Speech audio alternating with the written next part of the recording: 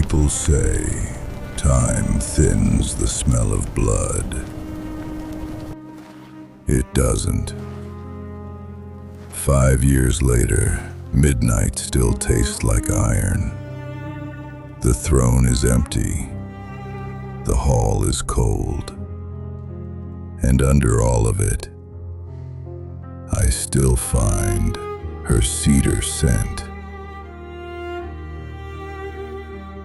I thought if I wore cruelty long enough, it might keep her alive. I was wrong.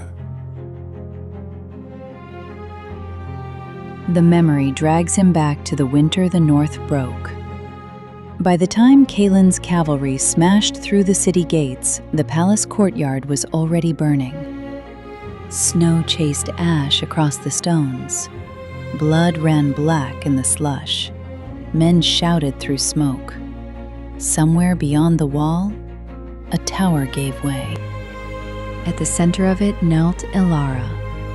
Her father shoved her forward. Her brothers stepped back. In a family of wolves, the girl born without one had always been easy to overlook. That day, she became easy to surrender. Her hands shook. Her chin didn't. Do it. If they've traded me for their lives, then at least make it quick. Kaelen crossed the blood-wet stones and stopped in front of her. Ice cracked under his boots. With the tip of his sword, he lifted her face. Elara opened her eyes and found winter-blue irises staring down at her. 5 winters ago, those eyes had searched for her in the dark of a mountain cave. Now they looked at her from behind a crown and armor wet with other people's blood. Kill you? Too easy.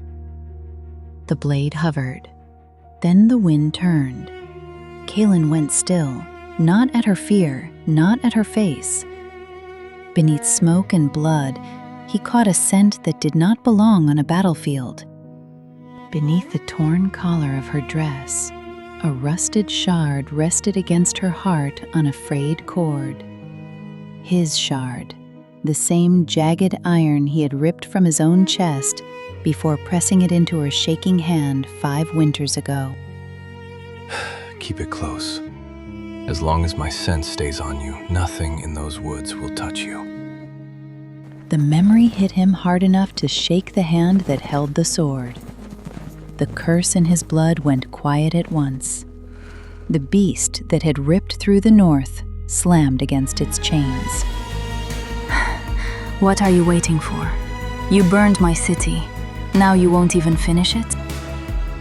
Shut up. From this moment on, you are no northern princess.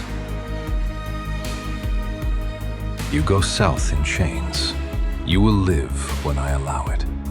Kneel when I command it. And learn that even your death belongs to me.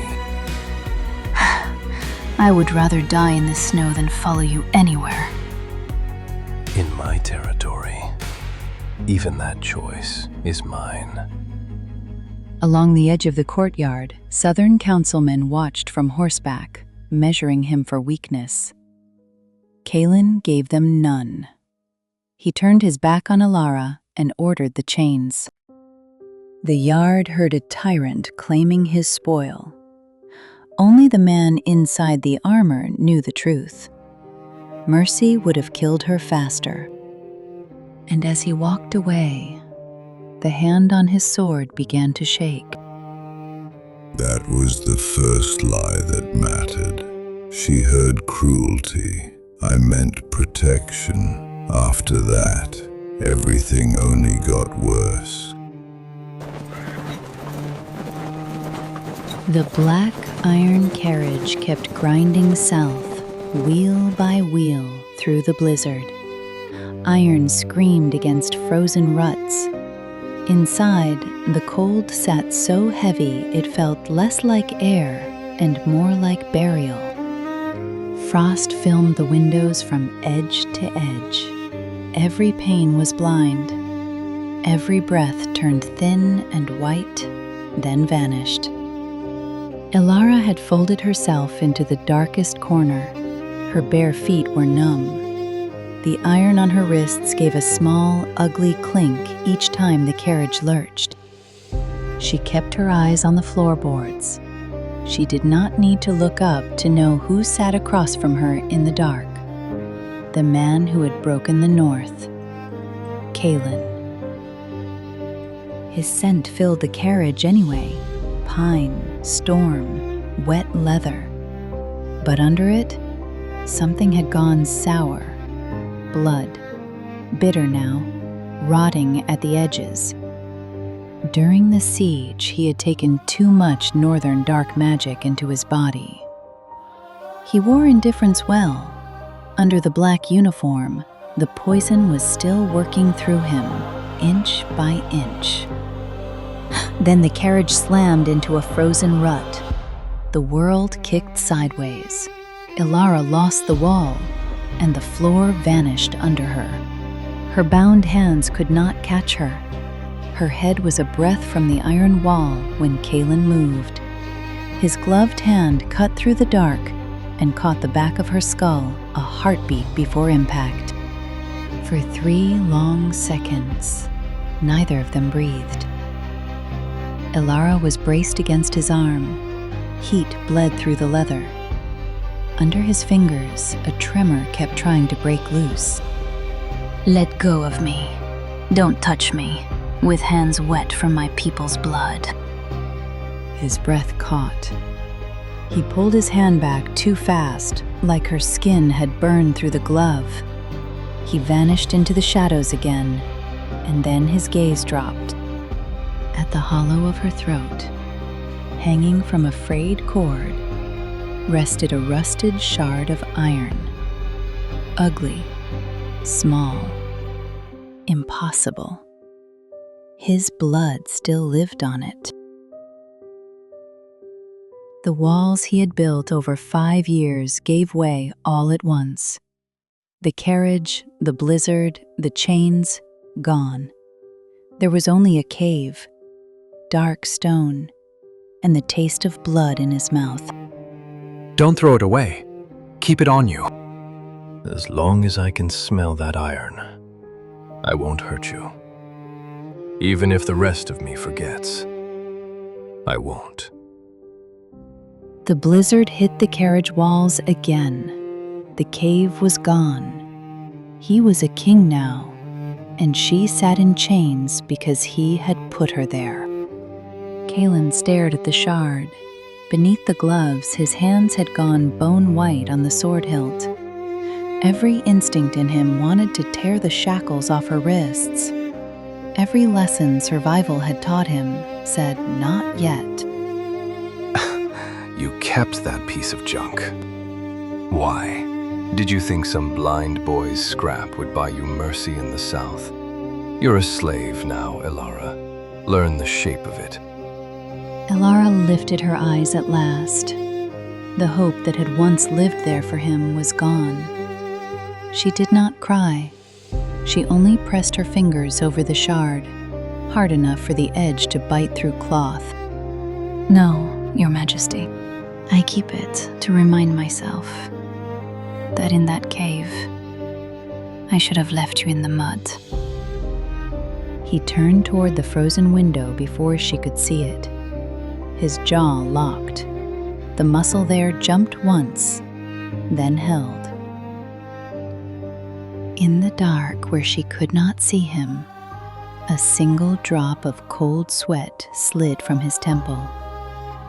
By the time it hit the floorboards, the carriage was still moving south, toward her cell, toward his lie, toward a cage that would close around them both.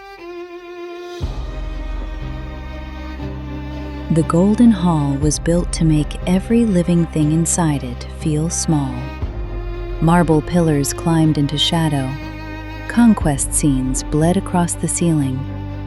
Even the air felt polished and merciless. At the center of that bright floor stood Elara, barefoot, mud-streaked, wrists ringed in iron. The men of the council studied her the way rich men inspect damage to a carpet. High above them, Kaelen sat on the obsidian throne with one gloved hand against his jaw. He did not look bored. He looked still. In him, that was worse. King Kaelen, the North has fallen by your hand, and the Council commends your strength. But this girl remains. The last root of a dead house is still a root. Our physicians confirm what the rumors claimed. She has no wolf, no blessing, no place in any noble line. By law, she should be taken to the plaza and burned before sunset. Steel answered him at once. 50 guards stepped forward in perfect time, spearheads lifted, and stopped a breath from Elara's throat. Elara did not beg. She let her head tip back a little farther. If this was the end, then let it be clean. She had no city left to return to, no family left worth naming. But the order never came. From the top of the dais, metal shrieked. Every candle in the hall guttered at once. Heat vanished. The guards were not brave men suddenly made weak. They were prey, and something above them had finally stood up. Kaelen rose from the throne. In his right hand, the gold cup he had been holding was no longer a cup at all, only a warped lump crushed by fingers that had forgotten restraint. He came down the marble steps one at a time. The spears began to shake. Then the men holding them did. One by one, silver clattered across the floor. Elder Blackwell, you seem to be confused about one very simple thing. She is not a prisoner for you to dispose of. She is mine. Your Majesty, the law. I am the law. In my territory, her breath, her blood, even the life of a single strand of hair, is decided by me alone. He stopped in front of Blackwell and let the ruined gold drop at the old man's feet. The sound was thick, heavy, too much like bone. If anyone in this room touches her without my permission, I will break you until you resemble that gold. Do you understand me? Knees hit marble all through the hall. Kaelen did not look back at the men who bowed. He caught Elara's chain, turned, and dragged her into the dark beyond the throne, cruel enough for the room to believe him, careful enough to keep her alive. On the night of the full moon, the West Wing did not feel like a home. It felt sealed. The kind of silence that waits for something to break had settled over every corridor. Elara woke to the sound of wood exploding somewhere beyond her door. Then came another crash, and under it, a low, raw sound that did not belong in a human throat. She was already backing toward the far wall when the door took a blow hard enough to tear the hinges free. It burst inward. Oak hit stone. The whole room jumped. The scent changed before her eyes could. Lavender vanished. In its place came scorched air, wet iron, and the bitter edge of blood gone wrong. Kaelen stood in the doorway, but only in the simplest sense. His shirt hung open. Black veins pulsed up his chest and throat. When he lifted his head, the blue in his eyes had drowned in molten gold. Kaelen, what are you doing? Stay back. He took one step, then another. Elara pressed herself flat to the wallpaper, waiting for claws, for teeth, for the end. But when he reached the bed, his knees gave out. the man who commanded armies dropped hard to the floor like the strength had simply been cut from him. His hands reached for her, not to seize, not to drag. Trembling fingers only found the hem of her gown. He pulled the silk toward him and bowed his head until his burning forehead touched her bare ankle. Elara, it hurts. Don't push me away. You're freezing. You're shaking. Please, just let me stay here. Just let me breathe. Elara stood frozen over him. The monster had not come to kill her. Whatever mind the curse had burned through tonight, his body had still found one thing in the dark it trusted enough to crawl toward: her scent. He buried his face deeper against the silk, breathing in cedar and rust from the shard at her throat. In that locked room, the world turned upside down. The king knelt in the dark and begged a captive girl for one more breath. Dawn slid through the curtains like a blade. The storm had passed. Elara sat upright on the edge of the bed, sore, sleepless, and at her feet, Kaelen finally opened his eyes. For a moment, he did not move. The pain was gone. The black fire in his veins had gone quiet. All he could smell was cedar, rust, and the fragile peace of having survived beside her. Blue returned to his eyes. Something almost human loosened in his face. Then every line of him went rigid. Outside the door, a floorboard gave the faintest complaint. Not an accident, not servants. Two people stood absolutely still in the corridor, trying not to breathe loud enough to be heard. Spies. The council had sent men to smell out weakness. Kaelen understood the danger in one brutal instant. If they learned what she was to his curse, Elara would not live to see nightfall. Put away that look, Elara. Did you mistake last night for kindness? I only wanted to help. You looked like you were dying. Help me? You? Don't flatter yourself. Your blood only happens to dull the edge of the poison. That's all you are in this house. A tool. Useful. Replaceable. Elara's face lost what little warmth it had. She did not defend herself. She only lowered her eyes, as if the floor might be easier to bear than his voice. Get out, and wipe that expression off your face before the guards see it. She left without another word. The door shut between them with a dull wooden thud. Then the lock clicked, and the room was his again.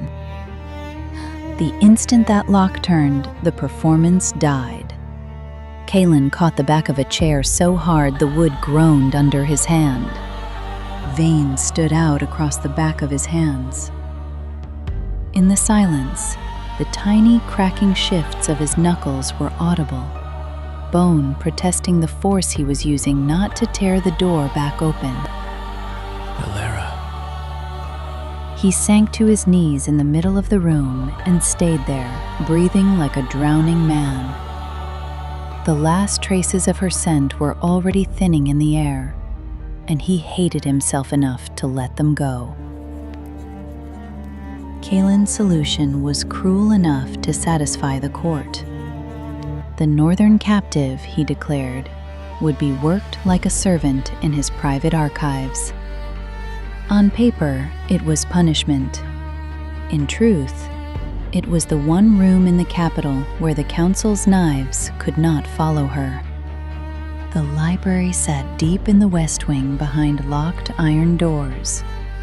Dark shelves climbed toward a painted ceiling. Dust, ink, rain-damp paper, and Kaelen's cedar scent had soaked into the room so completely it felt built into the wood. For a week they lived there in silence. He worked at the large desk beneath the east windows. She copied damaged texts at a smaller table across the room. Pages turned, pens scratched, candle wax crept down brass stems. They never spoke of the North, never spoke of the night he knelt at her feet. Yet every quiet thing inside the room became too loud. Her breathing, the rustle of her sleeves, the small, frustrated sigh she made when a line refused to translate. One evening rain began tapping at the windows in a patient, steady rhythm. Kaelen set down his pen. Across the room, Elara's quill had stopped moving. She had fallen asleep over an open book. Her cheek rested against the page. Ink marked two of her fingers. For once, the hard line she kept around her mouth was gone.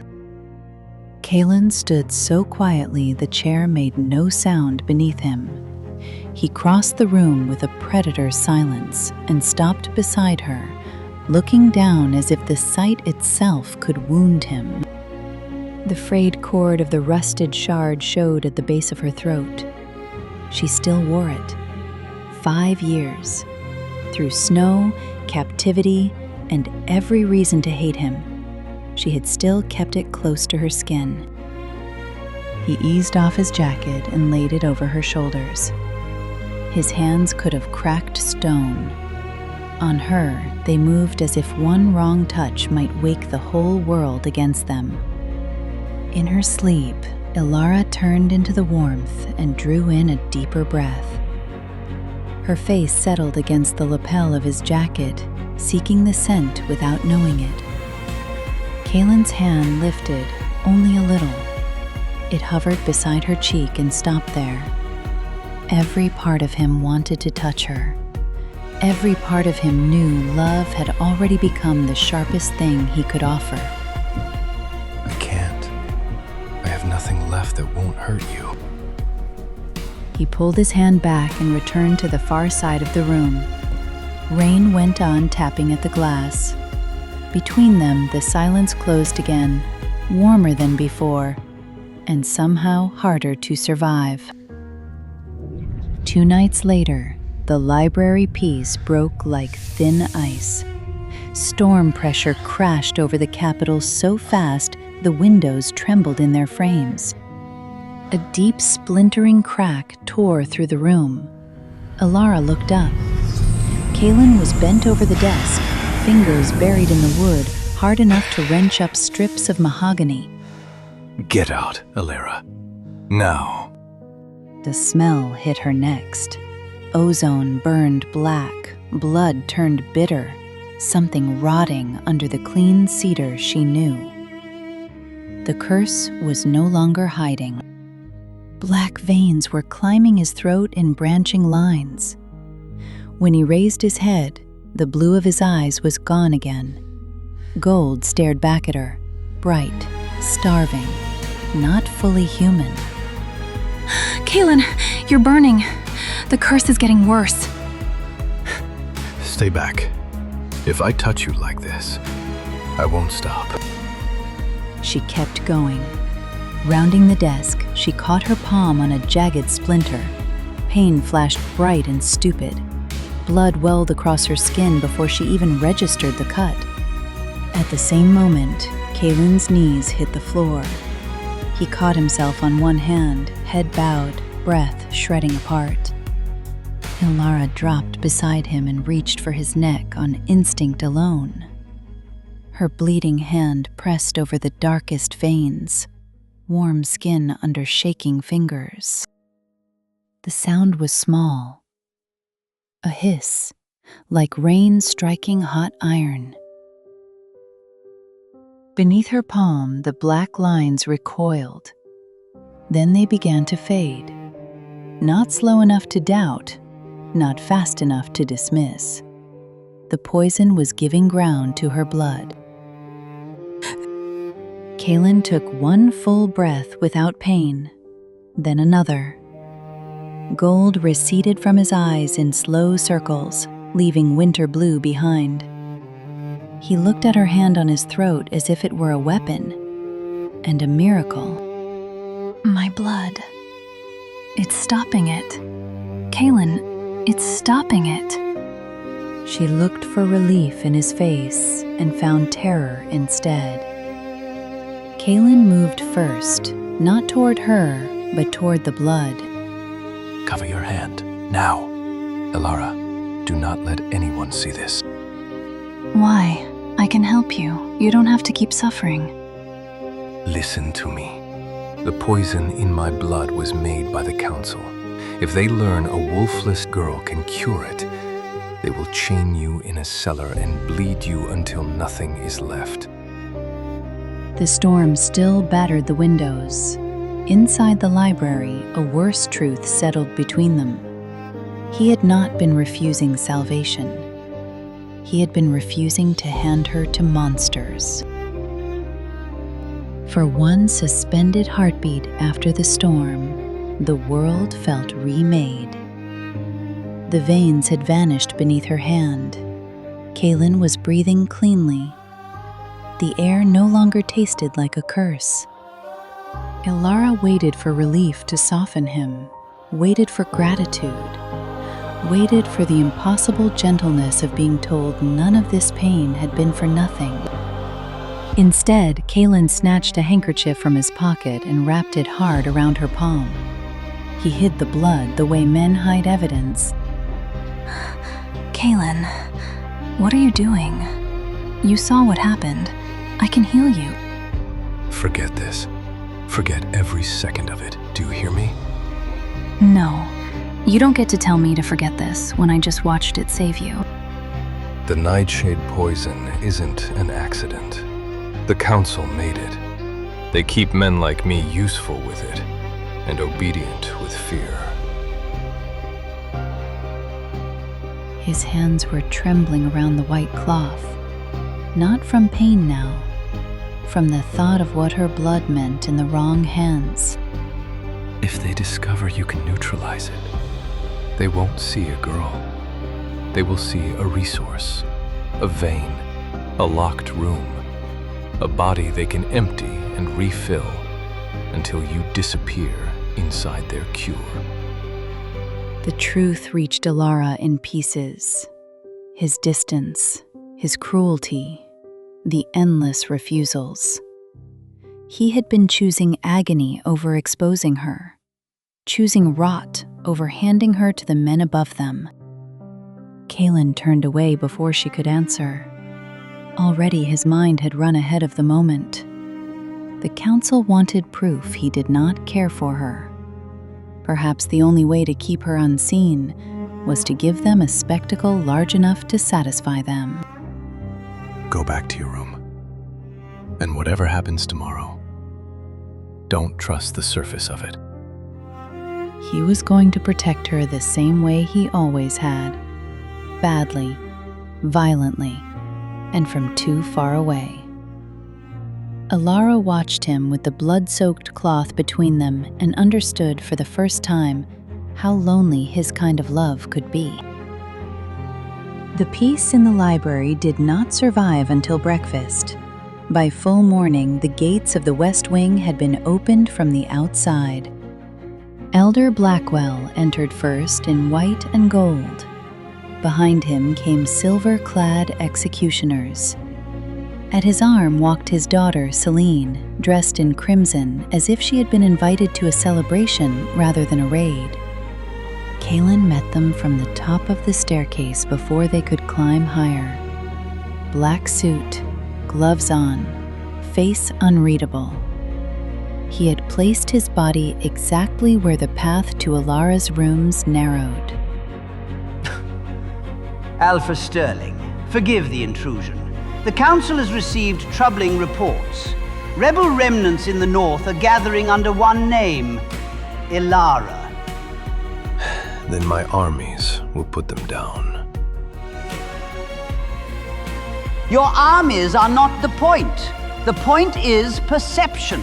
The Council hears whispers that you have grown indulgent, that the northern girl has not been punished enough, that you hide softness where loyalty should be.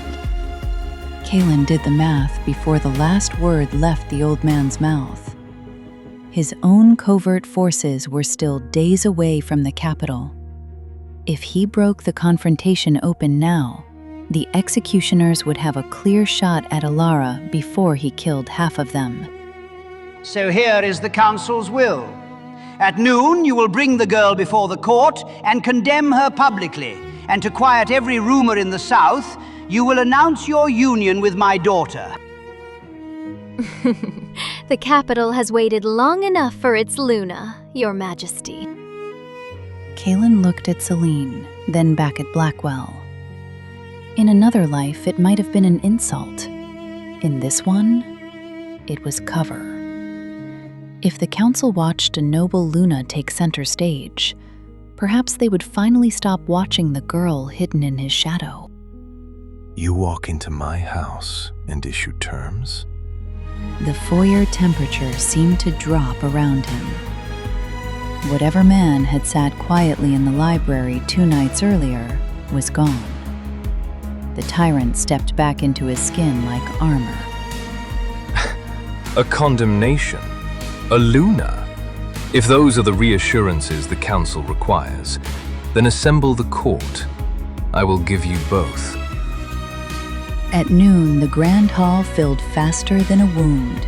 Council elders, officers, polished nobles, everyone who fed on spectacle was there when Elara was dragged in by the chain. She looked to the throne. Kaelen sat above her in black and silver, expression blank. At his right stood Selene, bright as a victory banner. Whatever hope the library had left in Elara died a little more at the sight of them together. For council fears this northern defect as though she matters. She does not. Take her below. Put her in the water dungeon and let the cold teach her the shape of obedience. Approval moved through the hall in a satisfied murmur. Kaelen leaned forward a fraction. His next order came slower. Leave the rusted shard around her neck. Don't waste your hands on that trash. Let her keep it. No one in the hall heard what the order really was. Only Kaelen knew the shard carried enough of his blood scent to turn the dungeon's venomous things away. It was the last armor he had left to give her. The South will sleep easier with its future secured. And in 3 days' time, I will take Lady Selene as my Luna before the capital. The South will have the alliance it deserves. Applause crashed upward. Somewhere in the roar, Elara heard the private sound of something inside her giving way. Not shattering loudly, just folding for good. Happy wedding, Your Majesty. I hope she gives you the peace you never gave anyone else. The chain jerked. Guards pulled her away. Kaelen did not move. He kept his face turned toward the court, one hand resting where Selene's sleeve brushed his wrist. Hidden behind the throne, his other hand had crushed the gold armrest out of shape. Fresh blood ran between his knuckles. The applause was loud enough to hide the sound his bones made under the strain. Just live 3 more days, Elara. Stay alive in the dark until I can reach you. The water dungeon was not built to hold prisoners. It was built to erase them. Black water climbed to Elara's waist, stone sweated. No light reached far enough down to call itself mercy. She made no attempt to fight the bars, no attempt to call out. She only leaned against the wall and replayed the hall above her. Selene and silver, the applause, Kaelen's face giving nothing back.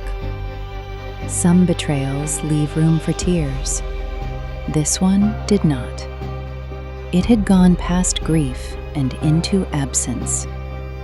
Ripples touched the water near her knees, then another. In the dark beyond her, small green lights began to open, one pair, then many. Centipedes, water snakes, venomous things bred for the dark. They came quickly until they reached the circle of scent around the shard at her throat and recoiled. Elara could not read the warning in their bodies. She had no wolf to explain what Kaelen's blood had made around her. She only saw monsters refusing to come closer, as if even they found her wanting. Look at that. Even the creatures down here won't touch me. I really am nothing, aren't I? Then bells began to toll through the stone, muffled, heavy, far above her, but impossible to mistake. Noon. The ceremony had started. Somewhere in light and silk, Kaelen was standing beside another woman. In the black water below, Elara closed her eyes and let the last live thing inside her bow still. Above the dungeon, the ballroom glowed white. Silk, chandeliers, polished marble. Kaelen stood at the altar in ceremonial uniform while the court leaned forward to watch obedience become ritual. Celine lifted her chin for the claiming bite. The elders smiled. Their king, they thought, had finally stepped back into the shape they built for him. But the moment Kaelen leaned in, the curse turned on him. Not because Selena was weak, because she was wrong. His blood knew it before his mind could lie. He tore away from her and hit the marble on one knee, coughing black blood across the front of her white silk. The room did not scream at once. First it froze, then it broke. 3 days. I only needed 3 days. He rose anyway. Gold swallowed the blue in his eyes. Black veins climbed his face. When he drew the sword at his hip, the sound cut through the ballroom cleaner than any bell. No one cares about the girl in the dungeon now, do they? Good. Then no one will miss you when you die. Far below, Elara heard none of it. Only the bells, only the water, only the empty place where hope had been. With numb fingers, she reached behind her neck and untied the frayed cord. The rusted shard fell into her palm, warm only from her skin, still carrying everything she wished she could stop feeling. Happy wedding, Kaelen. She opened her hand. The shard slipped into the black water with a small sound that should not have mattered. At once, the green eyes in the dark began to move toward her again. Eyes closed, she gave herself to the dark. She did not know that above her, Kaelen was already turning the capital red to cut his way back down. She only knew the water was cold and that she was tired.